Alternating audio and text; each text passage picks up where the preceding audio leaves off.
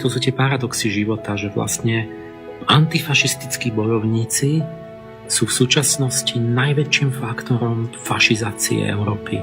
Len kvôli ním rastú tie radikálne neonacistické strany, pretože oni nám hovoria o právach a vnúcujú nám evidentné nespravodlivosti, čo musí vyvolať hnev každého čestného človeka.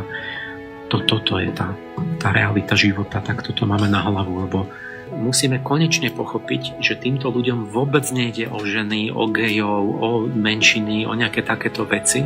Im ide surovo o moc a je to systém, ten lavicovo-liberálno-menšinovo-ochranný, kde menšina sa stáva, instrumentalizuje ako nástroj, v mene ktorého oni sa dostanú k moci a nastolia totalitnú vládu voči ostatným, akože v mene ľudskosti. Hociaká menšina, to je jedno, čo to je. Vytvoriť z nich obetných baránkov, to je tá proklamatívna obeť, ktorú oni prídu chrániť a v mene toho vytvoria nové paragrafy, ľubovoľne interpretovateľné, že islamofób, homofób, xenofób a v mene toho vlastne môžu terorizovať každého, kto im kladie odpor.